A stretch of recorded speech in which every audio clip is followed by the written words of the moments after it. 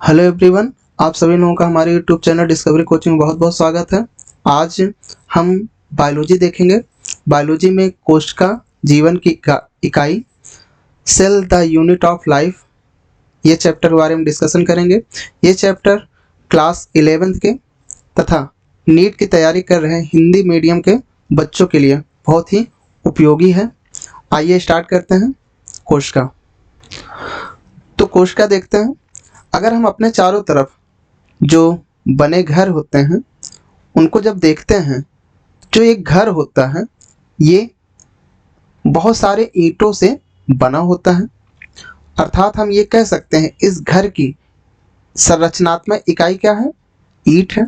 Same उसी प्रकार जो जीव होते हैं, जो जीव होते हैं वो एक या अनेक कोशिकाओं से मिलकर बने होते हैं। जो जीव होते हैं ये एक या अनेक कोशिकाओं से मिलकर बने होते हैं।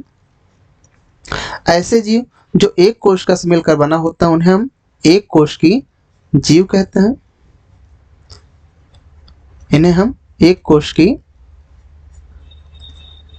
जीव कहते हैं। और ऐसे जीव जो अनेक कोशिकाओं से मिलकर बने होते हैं उन्हें हम बहुकोशिकीय जीव कहते हैं। इन्हें हम बहुकोशिकीय जीव कहते हैं। तो हम ये कह सकते हैं कि जो जीव होता है वो एक या अनेक कोशिकाओं से मिलकर बना होता है। अर्थात जीवों की संरचनात्मक इकाई क्या हुई? कोशिका हुई। जीवों की संरचनात्मक इकाई कोशिका हुई। यहाँ हम देख लेते हैं, जैसे ये अमीबा का चित्र है। ये अमीबा का चित्र है जो कि एक कोश की है। ये क्लेमाइडोमोनास का चित्र है।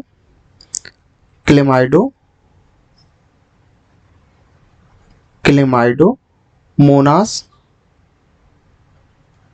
जो कि एक कोश की ग्रीन एल्गी है, हरी शैवाल है। ये अमीबा ये एक कोश की हरी शैवाल है। अगर हम यहाँ देखें कि जो एक कोश की जीव हैं ये अपना स्वतंत्र जीवन यापन करते हैं तथा वे सभी क्रियाएं इनमें होती हैं जिनके कारण ये जीवित रह सकते हैं। हम ये देख सकते हैं कि जो एक कोश की जीव होते हैं, एक कोश की जो जीव होते हैं ये अपना स्वतंत्र जीवन यापन कर सकते हैं।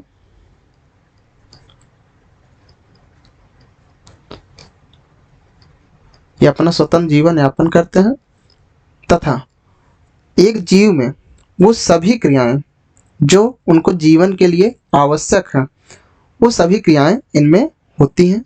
अर्थात जीवन के सभी आवश्यक क्रियाएं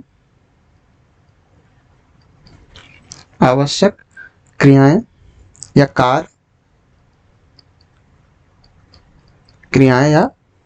कार्य करने में ये सक्षम होते हैं।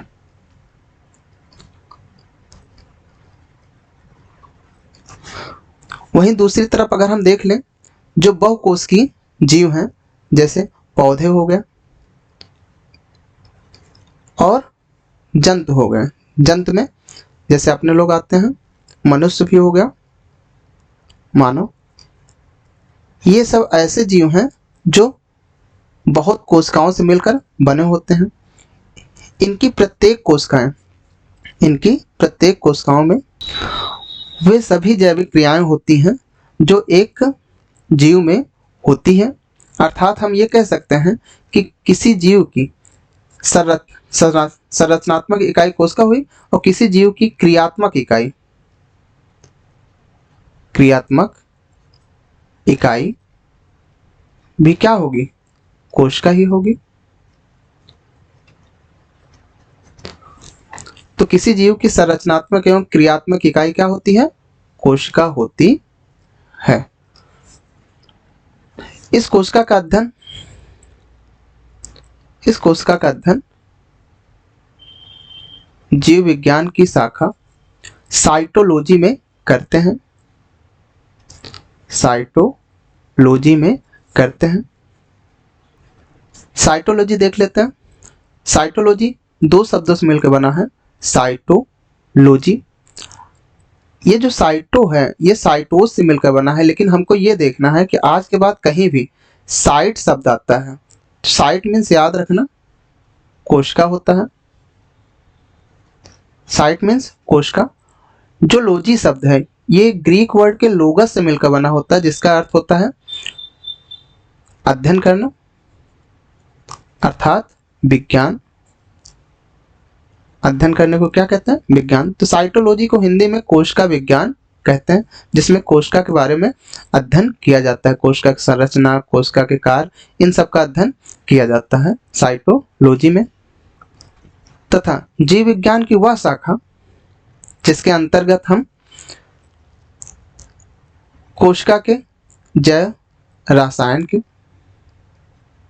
बायोकेमिस्ट्री, बायोफिजिक्स, जेनेटिक्स, आनुवांशिकता या आनुवांशिकी,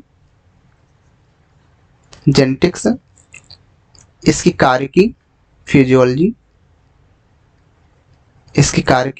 फिजियोलॉजी, मॉलिक्यूलर बायोलॉजी, आणविक विज्ञान आदि सभी पहलुओं का अध्ययन करते हैं। वो क्या कहलाता है?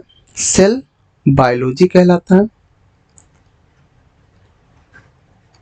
अर्थात जीव विज्ञान की वह शाखा जिसके अंतर्गत किसी कोशिका के बायोकेमिस्ट्री, जेनेटिक्स, कार्य की यानी फिजियोलॉजी, मॉलिक्यूलर बायोलॉजी तथा इनके कार्यों के विभिन्न पहलुओं का संबंधित अध्ययन करते हैं, उसे हम क्या कहते हैं?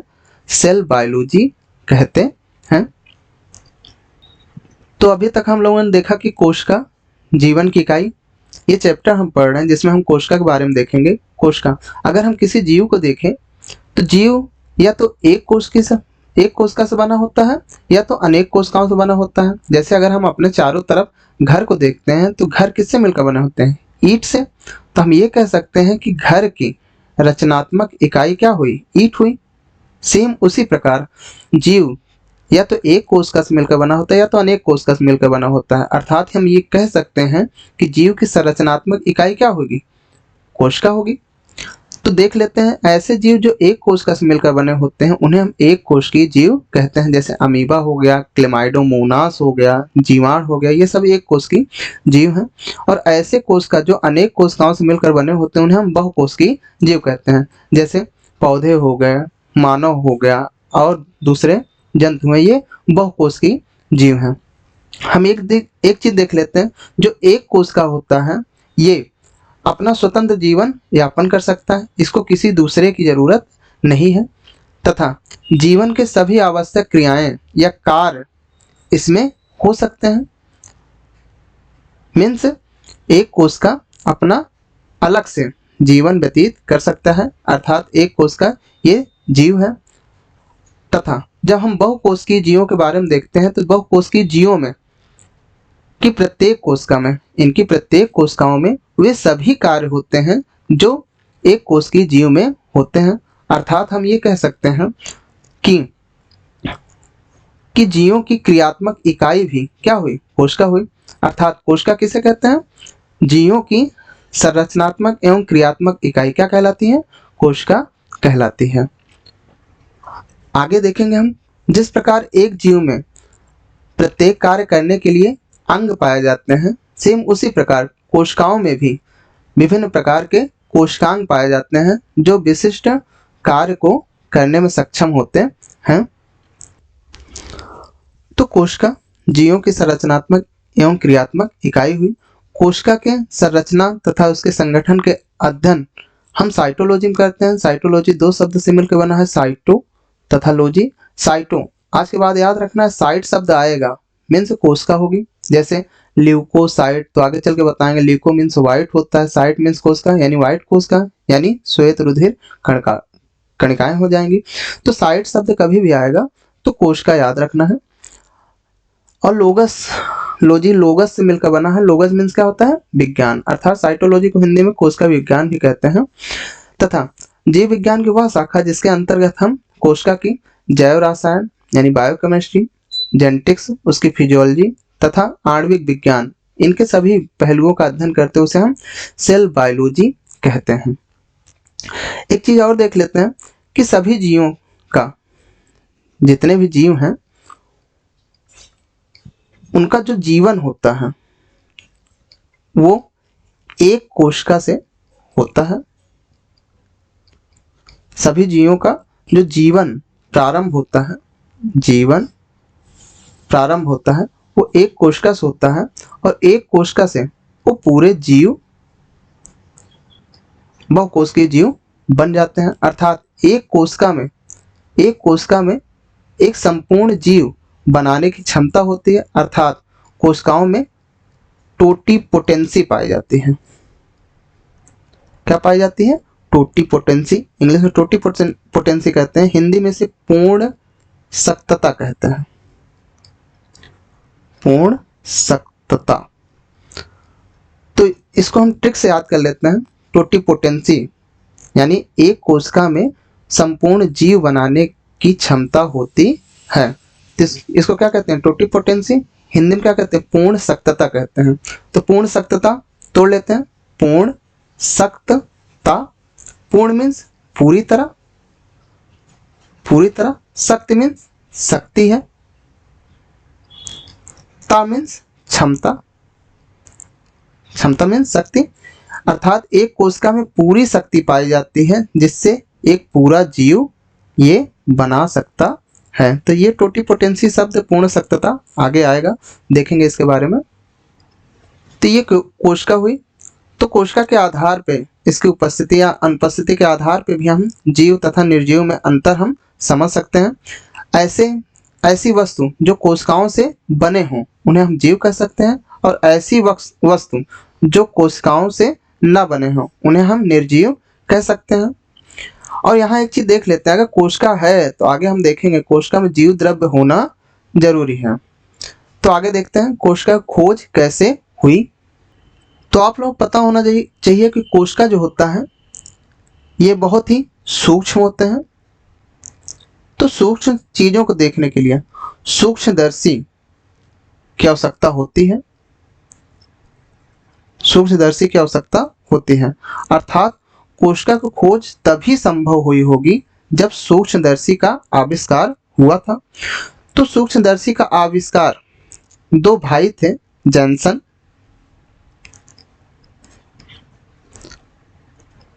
एक जेड जैनसन, दूसरे एच जैनसन। इन दोनों भाइयों ने सूक्ष्मदर्शी का आविष्कार सन 1590 में किया था। इसके बाद सन 1665 में, सन 1665 में रॉबर्ट हुक ने, ये किसकी फोटो है? Robert Hooke. ये अपने माइक्रोस्कोप, ये इनका खुद का, ये अपने खुद का बनाया सूक्ष्मदर्शी द्वारा इन्होंने कॉर की पतली सी स्लाइड देखी। तो इस तरह की इनको संरचना दिखी थी। यहाँ दिख रहा है, ऐसा लग रहा है जैसे मधुमक्खी का छत्ता दिख रहा है। ये रॉबर्ट हुक का माइक्रोस्कोप है। तो देख लेते हैं सन 1665 में सर्वप्रथम रॉबर्ट हुक ने, तो रॉबर्ट हुक के बारे में थोड़ा सा बता दें। रॉबर्ट हुक जो थे ये एक गणितज्ञ थे तथा भौतिकीविद थे। तो इन्होंने क्या किया, सन 1665 में इन्होंने कॉर की पतली स्लाइड ली, कॉर की एक पतली स्लाइड ली।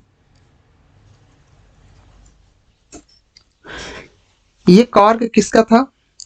तो ये कॉर्क स्पेनिश ऑक का था। ये कॉर्क किसका था? स्पेनिश ऑक का कॉर्क था। तो कॉर्क की पतली स्लाइड लेकर इन्होंने स्वनिर्मित, खुद के द्वारा बनाए गए सूक्ष्मदर्शी में, स्वनिर्मित सूक्ष्मदर्शी में इन्होंने जब इस कार की पतली स्लाइड देखी तब उन्हें इस तरह की संरचना दिखाई दी। इस तरह की संरचना मीन्स मधुमक्खी मधुमक्खी के छत्ते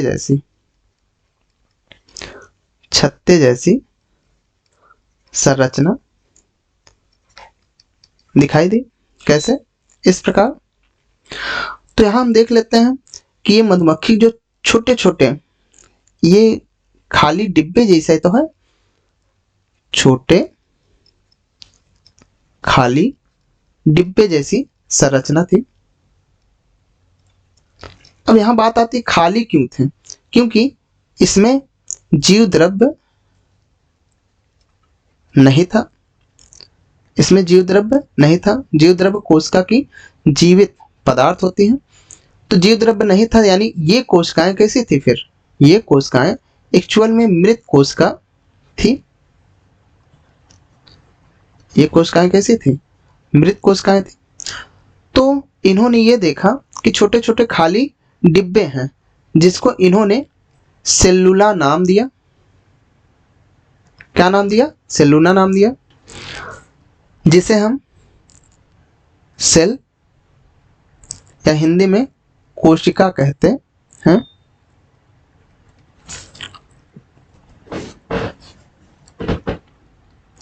तो यहां देख लेते हैं फिर से।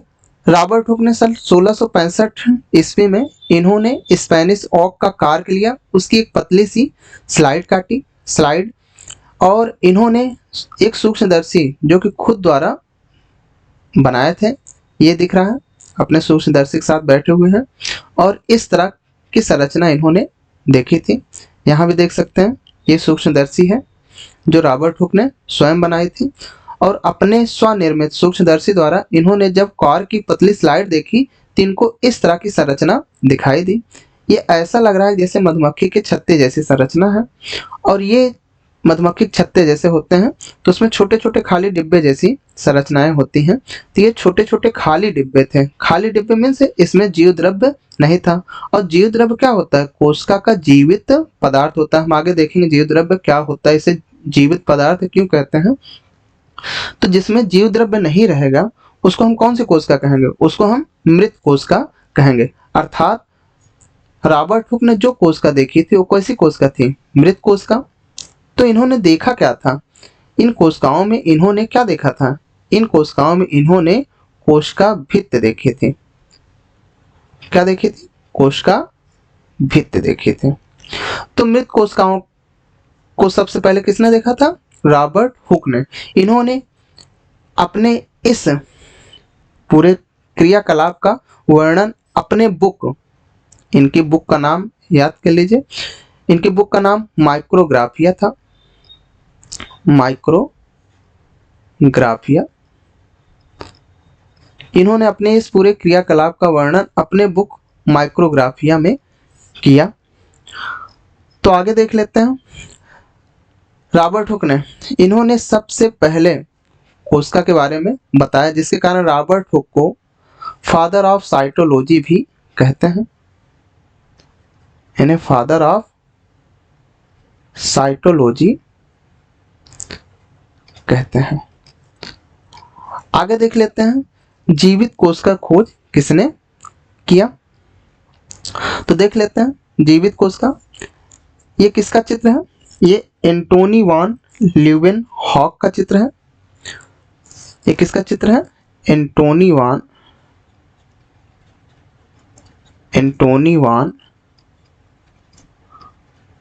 ल्यूवेनहॉक का चित्र है। तो एंटोनी वान ल्यूवेनहॉक ने सन 1674 में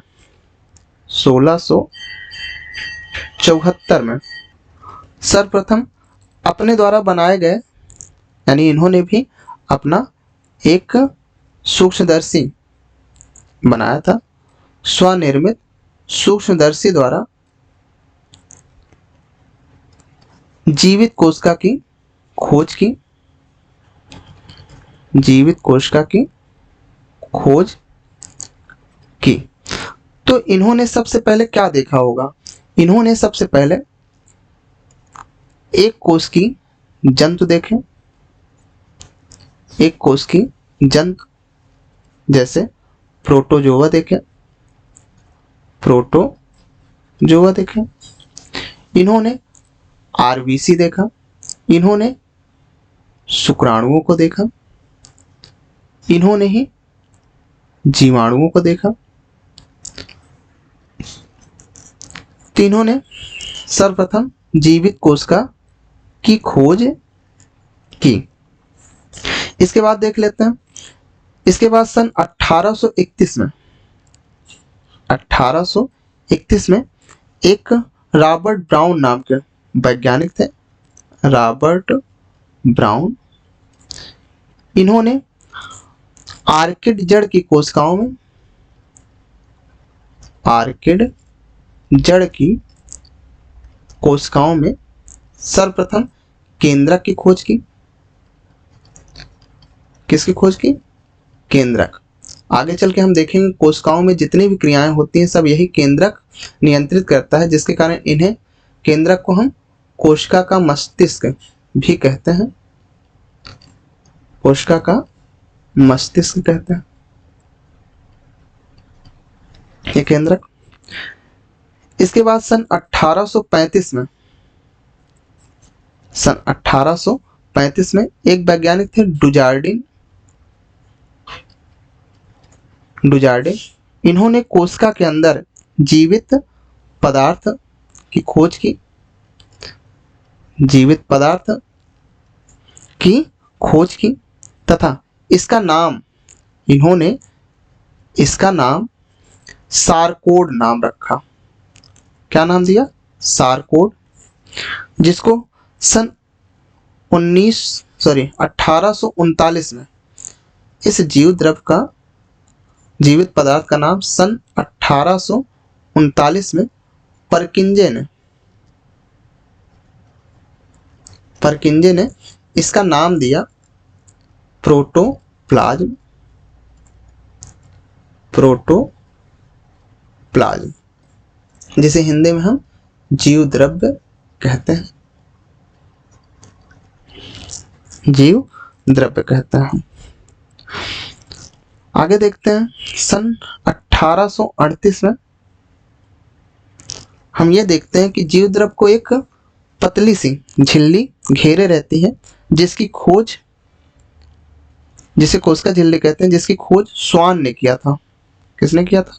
स्वान ने किसकी खोज किया था? कोशिका झिल्ली, प्लाज्मा मेम्ब्रेन की खोज किया था।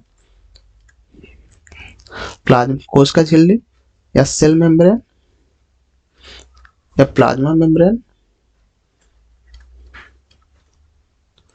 Plasma membrane. और इसका यह नाम सन 1855 में, यह नाम सन 1855 में नागेली और कैमर ने दिया। किसने दिया? नागेली और कैमर ने दिया। तो जीवित कोशिका की खोज हुई। इसके बाद हम देख लेते हैं कोशिका सिद्धांत के बारे में। कोशिका सिद्धांत, तो देख लेते हैं कोशिका सिद्धांत के बारे में। कोशिका सिद्धांत का प्रतिपादन, कोशिका सिद्धांत का प्रतिपादन दो वैज्ञानिकों ने किया, स्लाइडेन एवं स्वान ने। स्लाइडेन एवं स्लाइडेन एवं स्वान ने। स्लाइडेन का पूरा नाम मैथियाज स्लाइडेन था और स्वान का पूरा नाम थियोडोर स्वान था। इन्होंने कोशिका सिद्धांत कब दिया? सन 1839 में। कोशिका सिद्धांत कब प्रतिपादित किया? सन 1839 में। तो देख लेते हैं मैथियाज स्लाइडेन के बारे में। मैथियाज स्लाइडेन ये सन 1838 में मैथियास लाइडेन, ये जर्मनी के ये वनस्पति वैज्ञानिक थे, बॉटनिस्ट थे। वनस्पति वैज्ञानिक को इंग्लिश में बॉटनिस्ट कहते हैं। इन्होंने सन 1838 में इन्होंने बहुत सारे पौधों के बारे में अध्ययन किया तथा उन्होंने ये पाया कि ये सभी पौधे, जो सभी पौधे हैं, ये विभिन्न प्रकार की कोशिकाओं से मिलकर बने हैं। यानी कई प्रकार की कोशिकाओं से मिलकर बने हैं। ये कोशिकाएं ऊतक का निर्माण करती हैं। किसका निर्माण करती हैं? ऊतक का। यानी कोशिकाएं मिलकर क्या बनाती हैं? ऊतक बनाती हैं। तो यहाँ देख लेते हैं, मैथियास लाइडेन जो कि जर्मनी वनस्पति वैज्ञानिक थे, इन्होंने कई प्रकार के पौधों पर इन्होंने अध्ययन किया कि पौधे कई प्रकार की कोशिकाओं से मिलकर बने होते हैं। ये कोशिकाएं विभिन्न प्रकार के ऊतकों का निर्माण करते हैं। उसके बाद देख लेते हैं स्वान के बारे में। स्वान जो कि ब्रिटिश के जूलॉजिस्ट थे। कहाँ थे ये ब्रिटिश जंतु वैज्ञानिक थे, जूलॉजिस्ट थे, जंतु वैज्ञानिक। इन्होंने सन 1839 में इन्होंने जंतु कोशिका का अध्ययन किया। किसका अध्ययन किया? जंतु कोशिका का अध्ययन किया तो इन्होंने ये पाया कि जंतु कोशिका के बाहरी परत, केवल एक पतली बाहरी परत होती है। जंतु कोशिका चारों ओर से केवल एक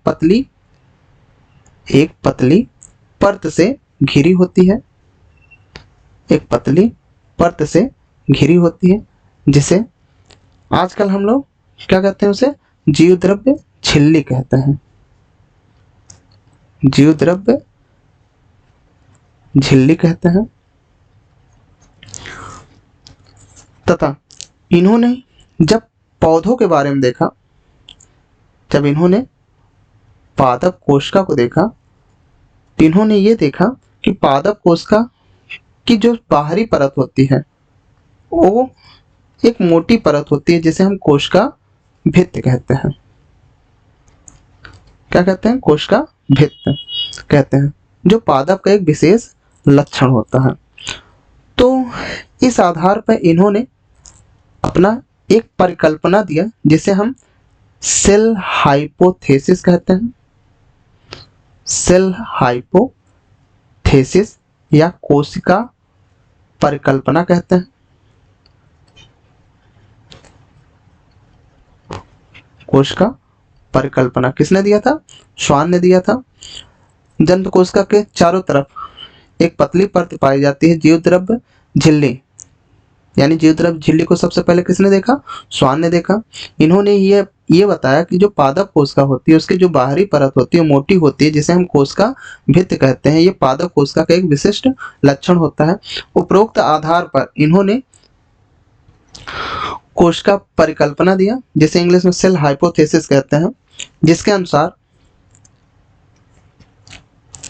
अनुसार सभी जंतु एवं पौधे, सभी जंतु एवं पौधे या पादप कोशिकाओं से मिलकर बने होते हैं। किससे बने होते हैं? कोशिकाओं से बने होते हैं। तो सन 1839 में इन्होंने संयुक्त रूप से कोशिका सिद्धांत प्रतिपादित किया, परंतु इनका जो यह सिद्धांत था यह बताने में असफल रहा कि जो नई कोशिका है, नई कोशिका का निर्माण कैसे होगा, यानी नई कोशिका कैसे बनती है। नई कोशिका का निर्माण कैसे होगा, यह सिद्धांत यह बताने में असफल रही। तो इसके बारे में सर्वप्रथम रुडोल्फ विर्चो ने सन 1855 में, ये कौन है? रुडोल्फ विर्चो, इन्होंने सन 1855 में इन्होंने ये बताया कि जो नई कोशिकाएं हैं ये पहले से उपस्थित कोशिकाओं के विभाजन द्वारा उत्पन्न होती हैं। यानी प्रत्येक कोशिका, इन्होंने ये बताया, प्रत्येक कोशिका अपने पूर्ववर्ती कोशिका, प्रत्येक कोशिका अपने पूर्ववर्ती मीन्स पहले से उपस्थित कोशिका, प्रत्येक कोशिका अपने पूर्ववर्ती कोशिका से उत्पन्न होती है। कैसे उत्पन्न होती है? कोशिका से विभाजन द्वारा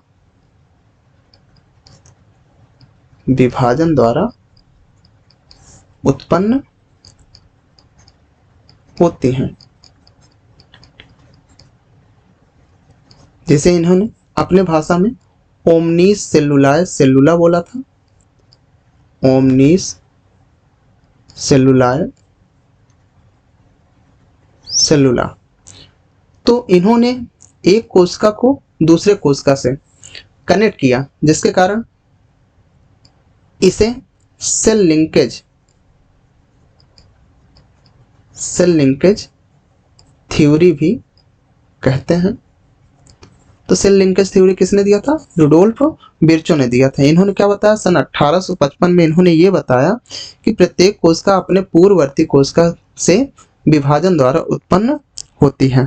तो इस प्रकार इन्होंने स्लाइडेन एवं स्वान की जो कल्पना थी उसको इन्होंने रूपांतरित करके नई कोश का सिद्धांत दिया, नई कोश का सिद्धांत दिया।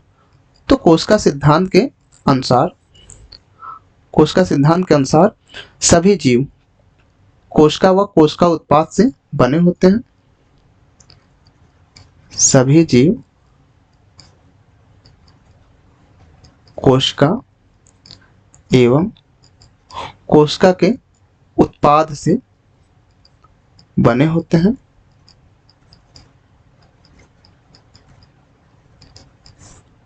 तथा प्रत्येक कोशिका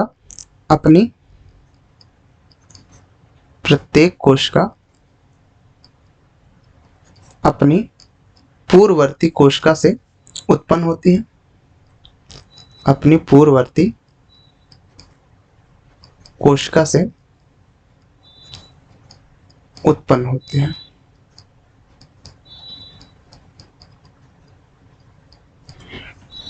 तो ये कोश का सिद्धांत था। अब हम देख लेते हैं कोश का सिद्धांत के अपवाद। तो कोश का सिद्धांत का अपवाद, कोश का सिद्धांत का अपवाद। तो पहले तो ये देख लेते हैं कि अभी तक हम लोग कोशिका के बारे में क्या देखें। कोशिका चारों ओर से जीव द्रव्य कला से घिरा होता है, जिसके अंदर एक केंद्रक पाया जाता है। इसके अंदर जीव द्रव्य पाया जाता है जहाँ पे विभिन्न जैविक क्रियाएं होती हैं, जिसके कारण इस पदार्थ को जीव पदार्थ कहते हैं। तथा इसके चारों ओर कुछ में कोशिका भित्ति भी पाई जाती है। ये क्या है? कोशिका भित्ति पाई जाती है। तो ये कुल मिला के एक कोशिका का प्रारूपिक रूप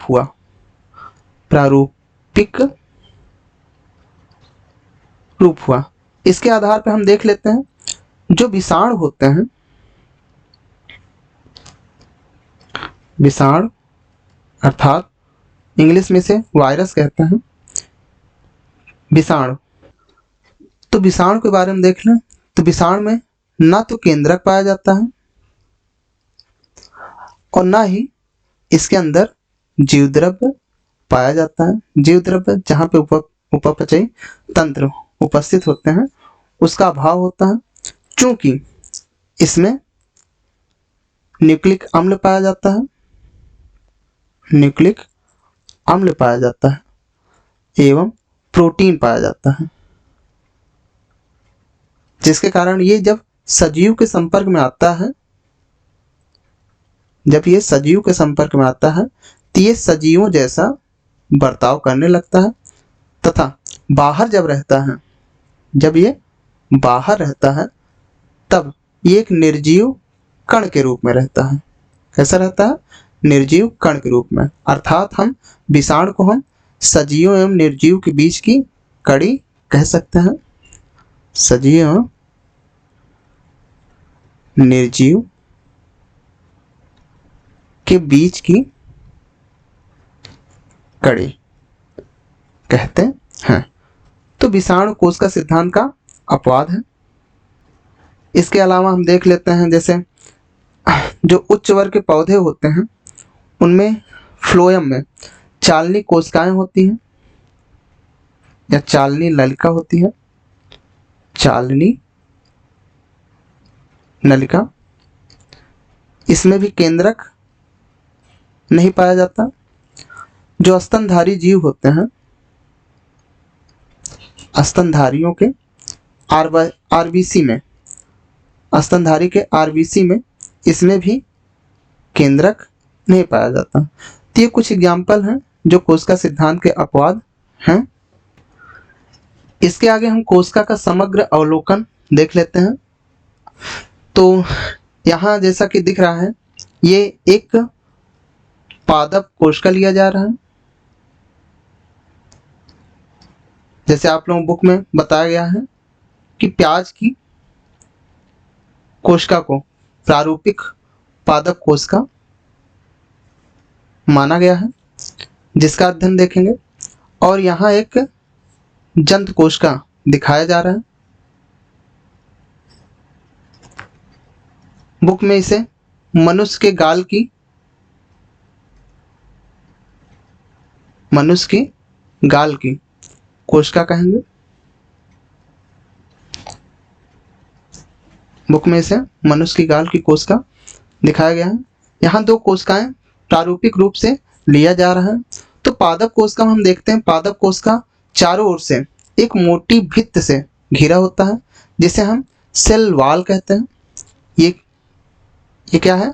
सेल वॉल है, कोशिका भित्ति है,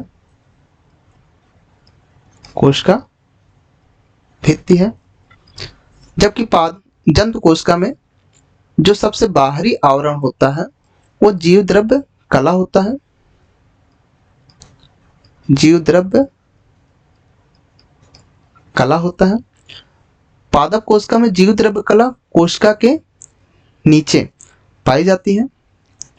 दोनों कोशिकाओं में हम देख सकते हैं कि एक डबल मेम्ब्रेन यानी द्विस्तर झिल्ली द्वारा घिरा केंद्रक पाया जाता है। इसमें भी केंद्रक पाया जा रहा है। इस केंद्रक के अंदर गुणसूत्र होते हैं। ये क्या है? गुणसूत्र। केंद्रक के अंदर गुणसूत्र होते हैं। उस गुणसूत्र में, ये गुणसूत्र किससे बना होता है? डीएनए और प्रोटीन से बना होता है। तो डीएनए अगर कोई पूछे कहाँ पाया जाता है, कहाँ पाया जाता है? गुणसूत्र में पाया जाता है। तो यहाँ हम देखते हैं जो केंद्रक है ये चारों ओर से केंद्रक झिल्ली से, ये चारों ओर से किससे घिरा है? केंद्रक झिल्ली से या केंद्रक कला से, केंद्रक कला से घिरा हुआ है। तो इस केंद्रक कला के आधार पर हम देख लेते हैं जिसमें केंद्रक कला पाया जाएगा, यानी जिसमें ये केंद्रक कला उपस्थित होगा और जिसमें अनुपस्थित होगा। इसके आधार पर कोशिकाओं को दो प्रकार में बांटा गया है। जिसमें उपस्थित होगा उसे हम यूकैरियोटिक कहते हैं। ऐसी कोशिका जिसमें केंद्रक कला उपस्थित होता है उसे हम यूकैरियोटिक कहते हैं, और ऐसी कोशिका जिसमें केंद्रक कला अनुपस्थित होता है उसे हम प्रोकैरियोटिक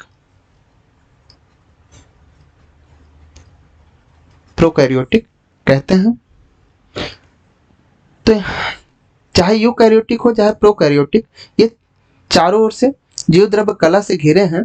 जीव द्रव्य कला के अंदर ये जो पदार्थ पाया जा रहा है, ये जो पदार्थ पाया जा रहा है जिसे हम जीव द्रव्य कहते हैं, इंग्लिश में प्रोटोप्लाज्म कहते हैं, और समस्त जैविक क्रियाएं,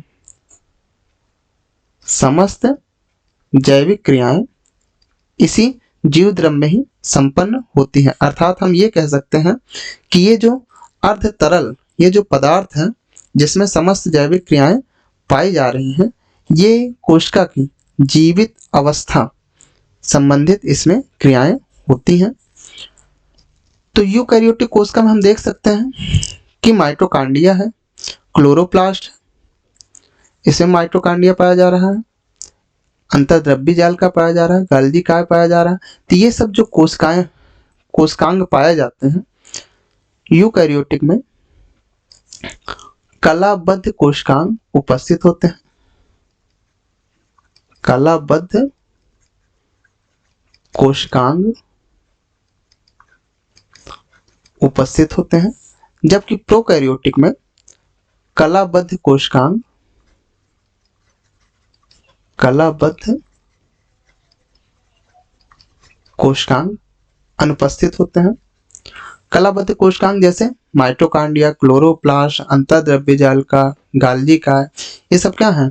कलाबद्ध कोशिकांग है, जो कि यूकैरियोटिक में उपस्थित होते हैं, जबकि प्रोकैरियोटिक में कलाबद्ध कोशिकांग अनुपस्थित होते हैं। यहाँ हम देख लेते हैं कि यूकैरियोटिक और प्रोकैरियोटिक में दोनों कोशिकाओं में झिल्ली रहित कोशिकांग पाया जाता है, जिसे हम राइबोसोम कहते हैं। राइबोसोम कहते हैं। ये राइबोसोम यूकैरियोटिक तथा प्रोकैरियोटिक दोनों में पाया जाता है। ये राइबोसोम, आगे इसके बारे में हम डिटेल से देखेंगे, थोड़ा बहुत जानकारी ले लेते हैं। राइबोसोम दो प्रकार का होता है, 70S, 80S। 70S जो पाया जाता है ये प्रोकैरियोटिक में पाया जाता है, तथा माइटोकांड्रिया एवं क्लोरोप्लास्ट में पाया जाता है। तो माइटोकांड्रिया और क्लोरोप्लास्ट कहाँ पाया जाता है? यूकैरियोटिक कोशिका में। तो अगर कोई पूछे 70S राइबोसोम यूकैरियोटिक में कहाँ पाया जाता है, कहाँ पाया जाता है? माइटोकांड्रिया और क्लोरोप्लास्ट में पाया जाता है। जबकि 80S कहाँ पाया जाता है? यूकैरियोटिक के कोशिका द्रव्य में, यूकैरियोटिक में पाया जाता है। तो ये राइबोसोम हुआ। तो यहाँ हम देख लेते हैं, हमारे सामने दो कोशिका दी गई है, एक पादप कोशिका है, दूसरा जंतु कोशिका।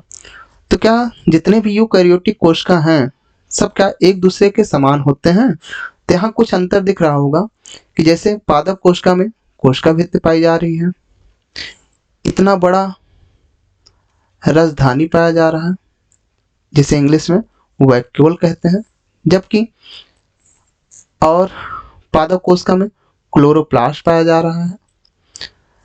जबकि हम देख सकते हैं जंतु कोशिका में ना तो कोशिका भित्ति पाई जा रही है, ना तो रसधानी पाई जा रही है, ना तो क्लोरोप्लास्ट पाया जा रहा है। इसके अतिरिक्त जंतु कोशिका में सेंट्रियोल पाया जा रहा है, सेंट्रोसोम पाया जाता है, जो कि कोशिका विभाजन में मदद करता है। तो इस प्रकार हम कह सकते हैं कि प्रोकैरियोटिक कोशिका दो प्रकार की होती है, पादप कोशिका एवं जंतु कोशिका, जिसके बारे में आगे हम अध्ययन करेंगे। तो इसके आगे देख लेते हैं कोशिका के आकृति एवं आकार के बारे में। तो कोशिकाएं माप, आकार एवं कार्य की दृष्टि से काफी भिन्न होती हैं। यहाँ हम कह सकते हैं, पहले आकृति देख लेते हैं। कोशिकाओं की आकृति में बहुत विभिन्नता पाई जाती है, यानी विभिन्न प्रकार की आकृतियां पाई जाती हैं, जैसे वृत्ताकार, अंडाकार, बेलनाकार, बहुभुजाकार, फीताकार, इस टाइप की बहुत सारी आकृतियां पाई जाती हैं। जैसे कुछ देख लेते हैं, जैसे छड़नुमा या दंडनुमा, छड़नुमा या दंडनुमा आकृति जीवाणुओं में पाई जाती है, जिसे हम बैसिलस कहते हैं। क्या कहते हैं? बैसिलस, बैसिलस कहते हैं।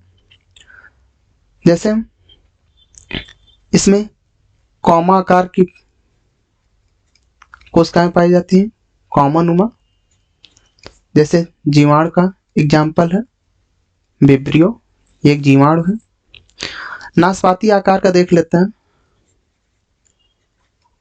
नाशपाती आकार का, जैसे अभी स्टार्ट में देखे थे क्लेमाइडोमोनास, क्लेमाइडोमोनास,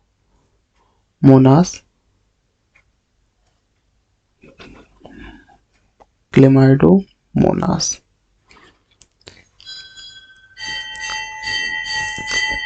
और देख लेते हैं जैसे बेलनाकार देख लेते हैं, बेलनाकार आकृति, जैसे जाइलम, फ्लोएम,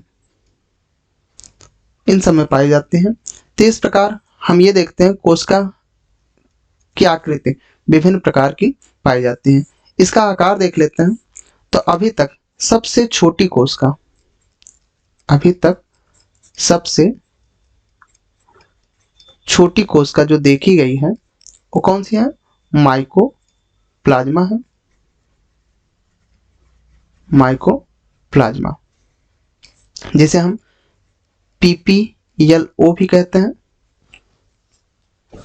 इसके बारे में हम, इसका अलग से चैप्टर है जिसमें ये टॉपिक है, तो इसके बारे में हम अलग से देखेंगे। माइकोप्लाज्मा जिसको हम PPLO कहते हैं, PPLO फुल फॉर्म होता है pleuro pneumonia like organism, PPLO कहते हैं। इसका जो आकार होता है ये 0.3 माइक्रोमीटर होता है। जबकि जीवाणु देख लेते हैं, जीवाणु की जो लंबाई होती है, जीवाणु यानी बहुत सूक्ष्म होते हैं जो हमको दिखाई नहीं देते, बैक्टीरिया, इसकी जो लंबाई होती है वो 3 से 5 माइक्रोमीटर होती है। तो ये जीवाणु से भी छोटे होते हैं। और अगर हम देख लें कि सबसे बड़ी कोशिका, सबसे बड़ी कोशिका कौन सी है? शुतुरमुर्ग का एग है, शुतुरमुर्ग का अंडा है, शुतुरमुर्ग का अंडा है, जो कि 170 इंटू 150, 170 गुणे 150 मिलीमीटर का ये होता है। अगर हम मानव की बात करें तो मानव में सबसे लंबी कोशिका, सबसे लंबी कोशिका कौन सी होती है? न्यूरॉन होती है, न्यूरॉन, तंत्रिका कोशिका, तंत्रिका कोशिका होती है, जो कि लगभग 90 सेंटीमीटर की होती है। तथा मनुष्य में, मानव में सबसे छोटी कोशिका, सबसे छोटी कोशिका एरिथ्रोसाइट होता है, एरिथ्रोसाइट होता है। तो एरिथ्र शब्द आगे भी आएगा। एरिथ मीन्स होता है लाल, और साइट मीन्स बताया कोशिका। तो हमारे शरीर में लाल कोशिका कौन सी होती है? लाल रुधिर कणिकाएं होती है ना, अर्थात RBC होती है। तो RBC को ही एरिथ्रोसाइट कहते हैं। इसका व्यास लगभग 7 माइक्रोमीटर होता है, 7 माइक्रोमीटर होता है इसका व्यास। यहां हम देख लेते हैं एक कोश की शैवाल होता है, एक कोश की शैवाल है जिसका नाम है एस्टेबुलेरिया, एस्टेबुलेरिया।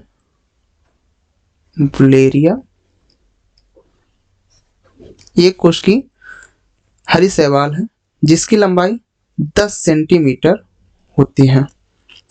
इसके ऊपर केंद्रक का प्रयोग भी हुआ था। तो आगे देखते हैं कोशिका के प्रकार। तो पिछले लेक्चर में कोशिका के प्रकार के बारे में बताया गया है, तो जल्दी जल्दी देख लेते हैं।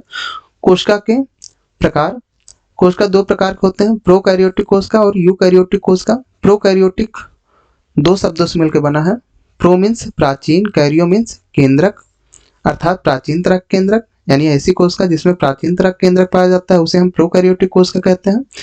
यूकैरियोटिक, इसको तोड़ लेते हैं। यू मीन्स सत्य, कैरियो मीन्स केंद्रक अर्थात जिसमें सत्य केंद्रक पाया जाता है उसे हम यूकैरियोटिक यूकैरियोटिक कोशिका कहते हैं। तो सत्य केंद्रक एक्चुअल में है क्या? सत्य केंद्रक किसे कहते हैं? ऐसा केंद्रक जिसके चार भाग होते हैं। पहला, चारों ओर से जिस कला से घिरा हो उसे केंद्रक कला कहते हैं अर्थात केंद्रक में केंद्रक कला हो।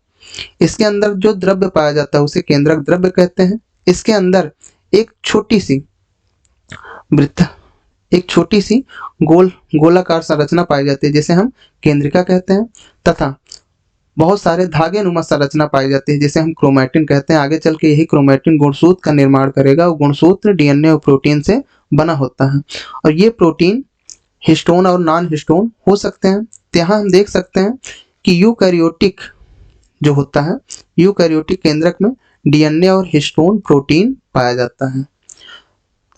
तो इस प्रकार के केंद्रक को हम विकसित केंद्रक कहते हैं। तो हम ये कह सकते हैं ऐसी कोशिका जिसमें सुविकसित केंद्रक पाया जाता है उसे हम यूकैरियोटिक कोशिका कहते हैं। तो यहाँ देख लेते हैं प्राचीन तरक केंद्रक कैसा था। तो प्राचीन तरक केंद्रक, केंद्रक कला इसमें अनुपस्थित थी, ना तो इसमें केंद्रक द्रव्य पाया जाता था, ना तो केंद्रिका पाई जाती थी। तो जो केंद्रक था वो केवल डीएनए के धागे, जो डीएनए था केवल वही केंद्रक का पूरा रिप्रेजेंट करता था, जबकि इसके साथ हिस्टोन प्रोटीन भी नहीं था। इस प्रकार के केंद्रक को हम नग्न केंद्रक भी कह सकते हैं। ये कैसा केंद्रक है? नग्न केंद्रक है। और पहली बात है केंद्रक नहीं है, केंद्रक जैसा है, जिसके कारण इसका नाम दिया गया है। देखिए केंद्रकाभ, केंद्रक आभ, आभ मीन्स जैसा, यानी केंद्रक जैसा, जिसे इंग्लिश में न्यूक्लियोइड कहते हैं, जीनोफोर कहते हैं। तो और देख लेते हैं इसमें जो ये केंद्रक होता है ये कैसे रिप्रेजेंट होता है? डबल स्टैंड गोलाकार डीएनए। कैसा डीएनए होता है? इसमें डबल स्टैंड गोलाकार डीएनए होता है। और आगे देख लेते हैं, जैसे पिछले बताया गया पीछे कि जो प्रोकैरियोटिक कोशिका इसमें कलाबद्ध कोशिकांग जैसे माइटोकांड्रिया, क्लोरोप्लास्ट, अंतर्द्रव्य जालिका, गाल्जिका, ये सब प्रोकैरियोटिक कोशिका में अनुपस्थित होते हैं, जबकि कलाबद्ध कोशिकांग यूकैरियोटिक कोशिका में उपस्थित होते हैं। पीछे बताया गया है कि राइबोसोम ही एक ऐसा कोशिकांग है जो प्रोकैरियोटिक और यूकैरियोटिक दोनों में पाया जाता है। तो राइबोसोम जो कि कला रहित होता है, ये 70S राइबोसोम प्रोकैरियोटिक में पाया जाता है, जबकि 80S राइबोसोम यूकैरियोटिक में पाया जाता है। तो 70S राइबोसोम यूकैरियोटिक में कहाँ पाया जाता है? माइटोकांड्रिया में पाया जाता है और क्लोरोप्लास्ट में पाया जाता है। तो ये कोशिकांग है और यूकैरियोटिक के दूसरे कोशिकांग में पाया जा रहा है, जिसके कारण राइबोसोम को कोशिकांग के अंदर कोशिकांग भी कहते हैं। तो प्रोकैरियोटिक को उदाहरण देख लेते हैं, जैसे जीवाणु हो गया, ब्लू ग्रीन एल्गी, नीली हरी शैवाल, माइकोप्लाज्मा। इनके अतिरिक्त जितने भी जीव हैं जैसे प्रोटिस्टा हो गया अर्थात प्रोटोजोआ, फंगस, पौधे, जंतु, ये सब किसके उदाहरण हैं? यूकैरियोटिक के उदाहरण हैं। इसके आगे देखते हैं प्रोकैरियोटिक को हम थोड़ा डिटेल से देख लेते हैं। प्रोकैरियोटिक कोशिका के उदाहरण जैसे जीवाणु, ब्लू ग्रीन एल्गी, माइकोप्लाज्मा, ये सब प्रोकैरियोटिक के एग्जाम्पल हैं। जो प्रोकैरियोटिक कोशिकाएं होती हैं ये यूकैरियोटिक से बहुत ही छोटी होती हैं तथा प्रोकैरियोटिक कोशिकाओं में काफी तीव्र गति से विभाजन होता है। जैसे हम एक एग्जांपल ले लेते हैं ई कोलाई का। ई कोलाई ये 20 मिनट में खुद का विभाजन करता है, अर्थात इसके रातों रात हम देख सकते हैं कि एक कॉलोनी में लगभग 1 मिलियन से अधिक जीवाणु पाए जा सकते हैं। 1 मिलियन मीन्स 10 लाख से अधिक जीवाणु इसमें उपस्थित हो सकते हैं। ये इनकी आकृति या आकृति में भी भिन्न होते हैं। जैसे जीवाणु देख लेते हैं, जीवाणु जो दंडनुमा या डंडाकार जो जीवाणु पाया जाता है उसे हम बैसिलस कहते हैं। जो गोलाकार जीवाणु पाया जाता है उसे हम कोकस कहते हैं। जो कॉमाकार यानी कॉमा के जैसे पाया जाता है वो, इसका एग्जाम्पल विब्रियो है। सर्पिलाकार भी पाया जाता है, इसका एग्जाम्पल स्पाइरिलम होता है। तो आगे हम इसकी संरचना देख लेते हैं। जो प्रोकैरियोटिक होता है ये चारों ओर से एक आवरण जिसे हम कोश का आवरण कहेंगे उससे घिरा होता है। इस कोश का आवरण में सबसे बाहरी परत जिसे ग्लाइकोकैलिक्स कहते हैं, इसके बाद कोशिका भित्ति, इसके बाद प्लाज्मा मेम्ब्रेन। अर्थात ये जो कोशिकीय आवरण है ये 3 परत से मिलकर बना होता है, जिसके बारे में अभी हम आगे देखेंगे। जीवाणुओं को उनके कोशिका आवरण में भिन्नता तथा क्रिश्चियन ग्राम द्वारा विकसित की गई अभिरंजन विधि द्वारा इन्हें 2 श्रेणियों में बांटा गया है। पहला ग्राम पॉजिटिव, दूसरा ग्राम निगेटिव। ये कोशिकीय आवरण 3 परतों से अभी बताया गया बना होता है। पहला ग्लाइकोकैलिक्स, दूसरा सेल वॉल, कोशिका भित्ति, प्लाज्मा मेम्ब्रेन, जिसके बारे में देख लेते हैं। कोशिका आवरण जो ग्लाइकोकैलिक्स होता है ये, पहली बात तो बता दें, ये म्यूसिलेज से बना होता है। अगर ये म्यूसिलेज एक ढीली आच्छाद के रूप में रहता है तो उसे हम अवपंक परत कहते हैं, स्लाइम लेयर कहते हैं। अगर ये मोटी और कठोर होता है तो इसे हम संपुट या इंग्लिश में कैप्सूल कहते हैं। आगे चल के देखेंगे कैप्सूल के आधार पे भी जीवाणु को 2 भागों में बांटा जा सकता है, एक कैप्सूल युक्त, दूसरा कैप्सूल रहित। ग्लाइकोकैलिक्स के नीचे एक परत पाई जाती है जिसे कोशिका भित्ति कहते हैं। तो प्रोकैरियोटिक कोशिकाओं में कोशिका भित्ति पाई जाती है। इसका एक अपवाद है, माइकोप्लाज्मा को छोड़कर माइकोप्लाज्मा कोशिका भित्ति नहीं पाई जाती। तो कोशिका भित्ति जो होता है ये आकार का निर्धारण करता है तथा जीवाणु को फटने से बचाता है। मेथेनोजन में जो ये कोशिका भित्ति होती है ये स्यूडोम्यूरिन का बना होता है, जबकि यू में सत्त बैक्टीरिया में ये पेप्टाइडोग्लाइकान का बना होता है। इस पेप्टाइडोग्लाइकान को हम म्यूरिन भी कहते हैं तथा म्यूकोपेप्टाइड भी कहते हैं। इसे म्यूरिन भी कहते हैं तथा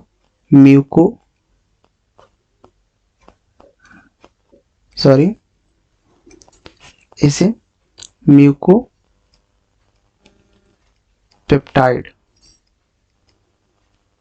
भी कहते हैं। ये जो पेप्टाइडोग्लाइकान है ये नाग और नाम का बहुलक होता है।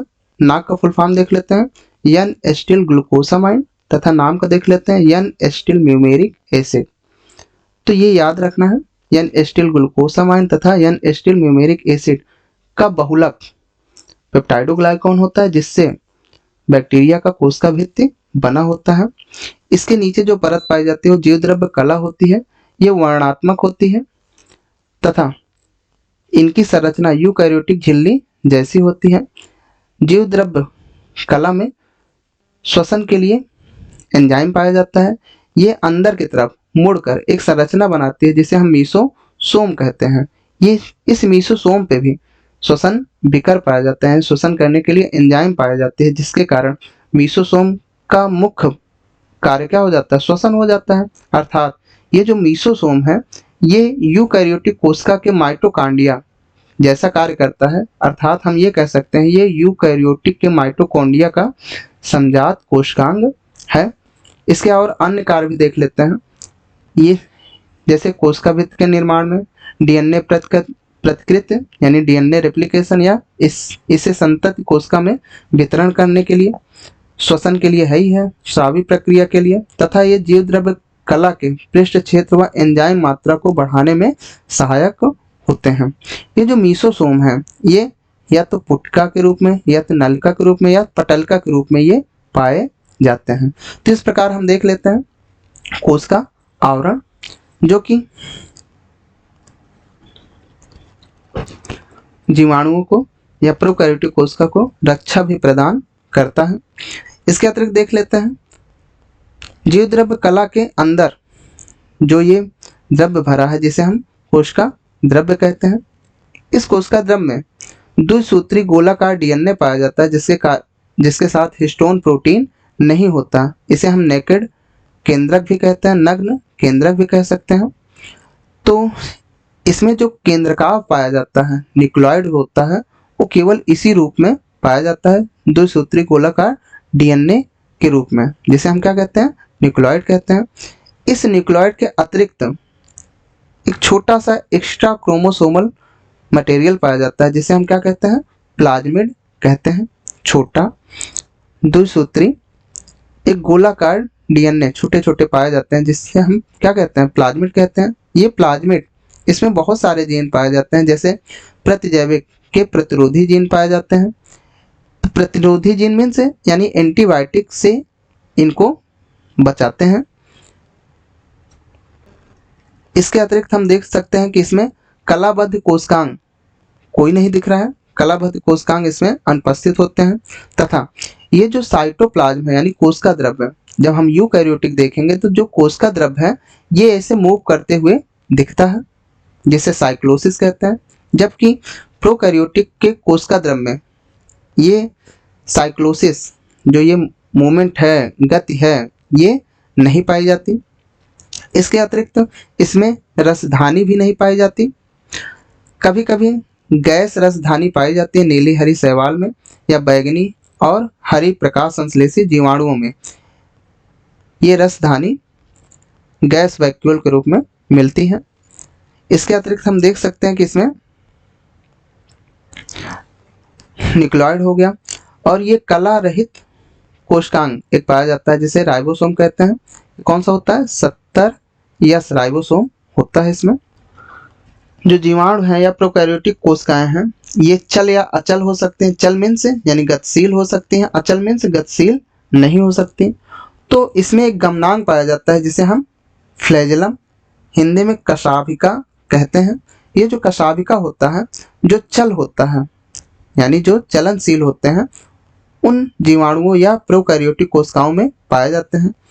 इस कशाभिका के 3 भाग होते हैं, तंतु, अंकुश जिसे हुक कहते हैं, तथा आधार काय।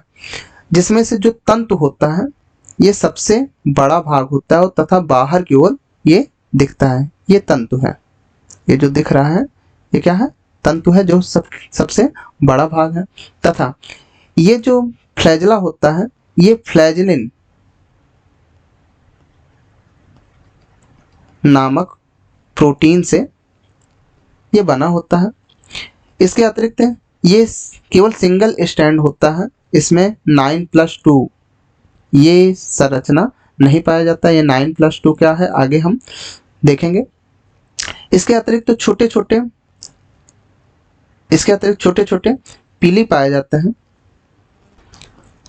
तथा फिम्ब्रेई पाए जाते हैं। जो पीली होता है ये पिलिन नामक प्रोटीन से बना होता है तथा फिम्ब्रेई जो होता है ये फिम्ब्रिन नामक प्रोटीन से बना होता है। जो पीली होता है ये इनके रिप्रोडक्शन में सहायक होता है तथा फिम्ब्री जो होता है ये आधार से जुड़ने में सहायक करता है। इसके अतिरिक्त हम देख लेते हैं प्रोकैरियोटिक राइबोसोम के बारे में। प्रोकैरियोटिक राइबोसोम 70S होता है जो कि 15 से 20 नैनोमीटर का होता है। ये 70S के 2 उप इकाई पाए जाते हैं, 50S और 30S। तो हम प्रोकैरियोटिक में देख सकते हैं कि एक mRNA पे बहुत सारे राइबोसोम जुड़े रहते हैं। इसे हम पॉलीसोम या पॉलीराइबोसोम कहते हैं। ये मिलकर प्रोटीन का संश्लेषण करते हैं। इसके अतिरिक्त कोशिका द्रव्य में हम संचित भोज्य पदार्थ भी देख लेते हैं। गैस रसधानी जैसे अभी बताया कि नीली हरी बैगनी हरी प्रकाश संश्लेषी जीवाणु या नीली हरी बैगनी हरी प्रकाश संश्लेषी जीवाणु पाए जाते हैं। और नीली हरी जीवाणु अर्थात यहाँ बीजीय भी कह सकते हैं। बीजीय में वर्णक पाया जाता है, एक झिल्ली नुमा संरचना पाई जाती है जिसमें वर्णक पाया जाता है। उस झिल्ली नुमा संरचना को हम क्या कहते हैं, वर्णकी लवक कहते हैं या क्रोमैटोफोर कहते हैं। तो इस प्रकार ये प्रोकैरियोटिक कोशिका के बारे में हुआ।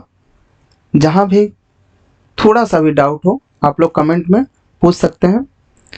अब इसके बाद देख लेते हैं यूकैरियोटिक कोशिका के बारे में।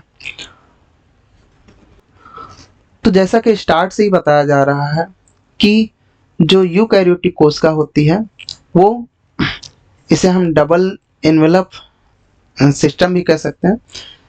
तो इसमें हम देख लेते हैं, पहले तो इसमें सुविकसित केंद्रक पाया जाता है। सुविकसित केंद्रक पाया जाता है। सुविकसित केंद्रक किसे कहते हैं? जो चारों ओर से केंद्रक कला से घिरा होता है तथा इसके अंदर केंद्रक द्रव्य पाया जाता है तथा इसके अंदर एक छोटा सा गोलाकार संरचना पाया जाता है जिसे हम केंद्रिका कहते हैं तथा इसमें धागे नुमा संरचना पाया जाता है जिसे हम क्रोमैटिन धागा कहते हैं। क्रोमैटिन धागा कहते हैं, अर्थात इसमें सुविकसित केंद्रक पाया जाता है। इसके अतिरिक्त हम देख लेते हैं इसमें कलाबद्ध कोशिकांग भी पाए जाते हैं।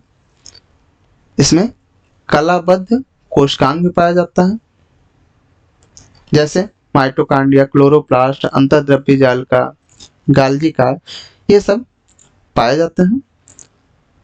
तथा इसमें जो डीएनए होता है ये क्रोमैटिन धागा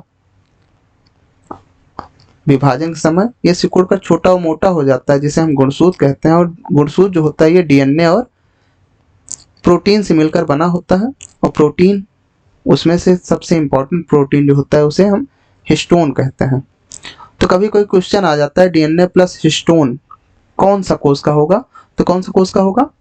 यूकैरियोटिक। और DNA plus no histone prokaryotic कोशिका होगा। तो यहाँ यूकैरियोटिक कोशिका से रिलेटेड एक हम आरेख खींच लेते हैं। जैसे यहाँ हम प्लांट सेल को लेकर चलते हैं, पादप कोशिका। ये जो पादप कोशिका होती है इसके दो भाग होते हैं। अगर हम पादप कोशिका देखें, ये पादप कोशिका है। ये पादप कोशिका को हम दो भागों में बांट देते हैं। ये चारों ओर से जिससे घिरा है, जिसे हम क्या कहते हैं? कोशिका भित्ति कहते हैं। और कोशिका भित्ति के अंदर जितने भी पार्ट पाए जा रहे हैं इसे हम प्रोटोप्लास्ट कहेंगे। तो हम देख लेते हैं पादप कोशिका को हम कोशिका भित्ति, जैसा कि आप लोगों को बताया गया है, कोशिका भित्ति जंत कोशिका में अनुपस्थित होता है। जंत कोशिका में अनुपस्थित होता है तथा कोशिका भित्ति के अंदर जितने भी भाग पाए जा रहे हैं उसे हम प्रोटोप्लास्ट कहेंगे। ये प्रोटोप्लास्ट बहुत इंपॉर्टेंट शब्द है, इसको ध्यान देना। ये जो प्रोटोप्लास्ट होता है, अर्थात प्रोटोप्लास्ट हम किसे कहते हैं, तो ध्यान से देखना। कोशिका भित्ति के अंदर क्या क्या पाया जा रहा है, जैसे जीव द्रव्य झिल्ली, जीव द्रव्य झिल्ली पाई जा रही है। जीव द्रव्य झिल्ली के अंदर केंद्रक कला तक जो भी पदार्थ पाया जाता है उसे हम कोशिका द्रव्य कहते हैं। कोशिका द्रव्य। इसके बाद केंद्रक पाया जाता है तथा इसके बाद रिक्तिका पाई जाती है। अर्थात ये सभी मिलकर क्या बनाते हैं? प्रोटोप्लास्ट बनाते हैं। तो हम देख लेते हैं कोशिका द्रव्य। कोशिका द्रव्य में दो प्रकार के भाग पाए जाएंगे। पहला, जिसे हम साइटोप्लाज्मिक मैट्रिक्स कह सकते हैं। Cytoplasmic matrix. और दूसरा, इसमें कुछ संरचनाएं पाई जाती हैं जिसे हम कोशिकांग या ऑर्गेनल्स या कोशिकांग कहते हैं। ये साइटोप्लाज्मिक मैट्रिक्स को हम हाइलोप्लाज्म भी कह सकते हैं। हाइलोप्लाज्म, ये जो सिस्टम होता है ये कोलाइडल सिस्टम होता है। ये कैसा होता है? कोलाइडल पार्ट होता है, कोलाइडल सिस्टम होता है, जिसकी दो अवस्थाएं होती हैं। एक जो प्लाज्मा मेम्ब्रेन की तरफ होती है जिसे हम जेल कहते हैं, और जो अंदर की तरफ रहती है उसे हम सॉल कहते हैं। तो ये जेल जो प्लाज्मा मेम्ब्रेन की तरफ रहती है इसे हम एक्टोप्लास्ट कहते हैं, और सॉल को जो अंदर की तरफ रहती है इसे हम एंडोप्लास्ट या एंडोप्लाज्म कहते हैं। इसी एंडोप्लास्ट में ही ऑर्गेनेल्स पाए जाते हैं। ये जो साइटोप्लाज्मिक मैट्रिक्स होता है इसकी सबसे एक विशेष लक्षण है कि इसमें सतत गति होती रहती है। क्या होती रहती है? इसमें सतत गति होती रहती है। इस गति को, बहुत इंपॉर्टेंट है, साइक्लोसिस कहते हैं। क्या कहते हैं? साइक्लोसिस कहते हैं, या साइटोप्लाज्मिक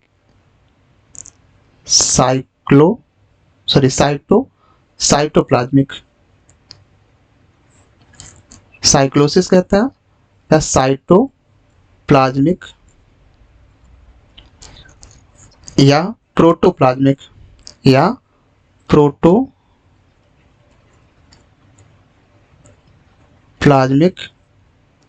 स्ट्रीमिंग कहते हैं इस गति को, जिसमें सबसे इंपॉर्टेंट शब्द साइक्लोसिस है। अर्थात यूकैरियोटिक कोशिका द्रव में सतत गति होती रहती है, जिसको हम आराम से सूक्ष्मदर्शी द्वारा देख सकते हैं। उस गति को हम क्या कहते हैं? साइक्लोसिस कहते हैं। तो अगर इस गति को देखना है तो एक जलीय पौधा होता है जिसे हम हाइड्रिला कहते हैं, जलीय पादप है जिसे हम हाइड्रिला कहते हैं, हाइड्रिला कहते हैं। इसकी एक पत्ती लीजिए, इसकी एक पत्ती लेकर जब सूक्ष्मदर्शी में देखेंगे तो आपको सारे जो क्लोरोप्लास्ट हैं वो ऐसे चारों तरफ घूमते हुए नजर आएंगे। एक्चुअल में वो क्लोरोप्लास्ट नहीं घूम रहा है, वो कोशिका द्रव गति कर रहे हैं। तो इस प्रकार आप लोग साइक्लोसिस देख सकते हैं। तो इसके बाद हम देखते हैं कोशिकांग। कोशिकांग क्या होता है? कोशिकांग, एक्चुअल में कोशिकांग कोशिका द्रव में पाया जाने वाला सक्रिय भाग होता है। ये सक्रिय भाग होता है। तो इसको हम देख लेते हैं कैसे हम वर्गीकृत करते हैं। जो कोशिकांग होते हैं ये दो प्रकार के होते हैं। एक कला रहित होता है, दूसरा कला युक्त होता है। कला रहित यानी मेम्ब्रेनलेस और मेम्ब्रेनस। तो जो कला रहित कोशिकांग होते हैं कौन कौन से होते हैं? जैसे राइबोसोम कला रहित कोशिकांग है। सेंट्रोसोम जो कि जंतु कोशिका में पाया जाता है, ये किससे मिलकर बना होता है? सेंट्रियोल से मिलकर बना होता है। कभी कभी सेंट्रियोल भी बोल देते हैं। तो सेंट्रियोल, ये दोनों कैसे होते हैं? कला रहित होते हैं। तो जो कलाबद्ध या कला युक्त जो कोशिकांग है उसको हम डिवाइड कर लेते हैं दो में। एक एकक कलाबद्ध या एक कलाबद्ध सिंगल मेम्ब्रेनस, और एक द्विकलाबद्ध double membrane bounded organelles, single membrane bounded organelles और डबल मेम्ब्रेन बाउंडेड ऑर्गेनेल्स। तो डबल देख लेते हैं। डबल जैसे क्लोरोप्लास्ट और माइटोकॉन्ड्रिया। इसके अतिरिक्त देख लेते हैं जैसे अंतर्द्रव्य जालिका, गाल्जी काय, लाइसोसोम, लाइसोसोम, स्फेरोसोम, स्फेरोसोम, पराक्सीसोम, पराक्सीसोम, ग्लाइक्सिसोम, ग्लाइक्सिसोम, रिक्तिका, वैक्यूल। ये सब सिंगल बाउंडेड ऑर्गेनल्स होते हैं, सिंगल मेम्ब्रेन बाउंडेड ऑर्गेनल्स होते हैं। इसके अतिरिक्त कोशिका द्रव में कुछ निर्जीव पदार्थ पाए जाते हैं, जैसे स्टार्च ग्रेन्स हुए, ग्लाइकोजन्स हुए, कुछ वसा के ड्रॉपलेट्स हुए, तो कुछ स्रावी पदार्थ हुए, कुछ क्रिस्टल पाए जाते हैं। ये सब निर्जीव पदार्थ होते हैं। तो ये कुछ मैपिंग हो गई है जिसके अकॉर्डिंग हम लोग पढ़ सकते हैं। जैसे पहले हम सेल वॉल पढ़ेंगे, इसके बाद फिर प्रोटोप्लास्ट के बारे में देखेंगे, अर्थात जीवद्रव्य देखेंगे। जीवद्रव्य क्या है? जीवद्रव्य चारों ओर से जीवद्रव्य झिल्ली द्वारा घिरा है। इसके अंदर केंद्रक, जीवद्रव्य झिल्ली से केंद्रक तक जो पार्ट पाया जाता है उसे हम कोशिका द्रव्य कहते हैं। तो ऐसे एक ये मैपिंग हो गई है जिसके अकॉर्डिंग हम आगे देखेंगे। तो आज के लिए इतना ही। एक अगर ये लेक्चर अच्छा लगा हो तो कमेंट करके बताइएगा, और कोई डाउट हो उसको कमेंट में आप लोग पूछ सकते हैं। तो अगर ये लेक्चर अच्छा लगा हो तो इसे लाइक करिए, शेयर करिए, और अभी तक सब्सक्राइब ना किए हो तो हमारे चैनल को सब्सक्राइब करिए। ऐसे हिंदी मीडियम के छात्रों के लिए ये लेक्चर बनाया जा रहा है। जो बच्चे क्लास 11th में हैं, क्लास 12th में हैं, जो नीट की तैयारी करना चाहते हैं, एकदम सरल भाषा में इसमें एक हर एक शब्द को बहुत अच्छे तरीके से बताया जाएगा। तो आज के लिए इतना ही, धन्यवाद। अगले लेक्चर में हम लोग यूकैरियोटिक तथा प्रोकैरियोटिक के अंतर के बारे में देखते हैं। धन्यवाद।